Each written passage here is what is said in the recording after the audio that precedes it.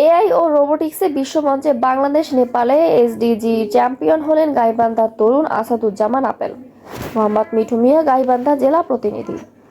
Kathmandu, 28 December 2025। কৃত্রিম বুদ্ধিমত্তা ও robotics প্রযুক্তিকে মানব কল্যাণে কাজে লাগিয়ে বিশ্বমঞ্চে বাংলাদেশের নাম উজ্জ্বল করেছেন তরুণ সামাজিক উদ্যোক্তা মোহাম্মদ আসাদুজ্জামান আপেল। নেপালের রাজধানী কাঠমান্ডুতে অনুষ্ঠিত এক আন্তর্জাতিক আয়োজনে তিনি পূর্ণ অর্থায়িত এসডিজি চ্যাম্পিয়ন পুরস্কার অর্জন করেন।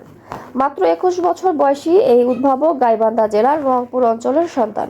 তিনি প্রস্তাবিত প্রকল্প ভিত্তিক প্রতিষ্ঠান এনরোলমেন্টাল পাবলিক লিমিটেডের প্রতিষ্ঠাতা ও প্রধান নির্বাহী কর্মকর্তা। তার যুগান্তকারী উদ্যোগ মানবাধিকার ও আত্মনির্ভরশীল বাংলাদেশ গঠনে এআই ও রোবোটিক্স শীর্ষক প্রকল্পের জন্য তাকে এই আন্তর্জাতিক স্বীকৃতি দেওয়া হয়।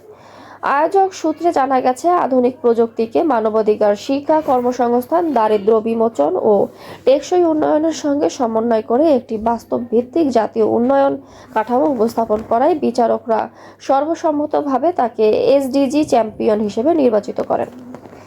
16টি টেকসই উন্নয়ন লক্ষ্যমাত্রা বাস্তবায়নের উদ্যোগ। এই প্রকল্পটি জাতিসংঘ ঘোষিত 17টি টেকসই উন্নয়ন লক্ষ্যমাত্রার মধ্যে 16টি লক্ষ্যমাত্রা বাস্তবায়নের সরাসরি ভূমিকা রাখছে।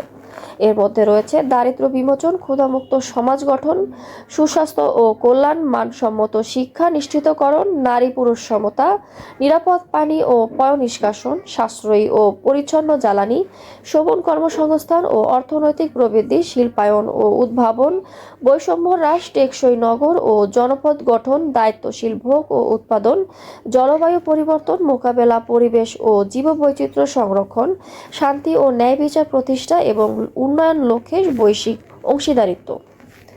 পুরস্কার গ্রহণকালে আসাদুজ্জামান আপেল বলেন, এই অর্জন শুধু আমার ব্যক্তিগত নয়, এটি বাংলাদেশের তরুণ প্রজন্মের মেধা ও সম্ভাবনার আন্তর্জাতিক স্বীকৃতি। আধুনিক প্রযুক্তিকে মানব কল্যাণে কাজে লাগিয়ে একটি আত্মনির্ভরশীল ও ন্যায়ভিত্তিক বাংলাদেশ গড়াই আমার লক্ষ্য। তার এই সাফল্যে গাইবান্ধা সহ সারা দেশে তরুণ সমাজের মধ্যে ব্যাপক উৎসাহ ও অনুপ্রেরণার সৃষ্টি হয়েছে। রিমা আক্তার, পূর্ব দিগন্ত।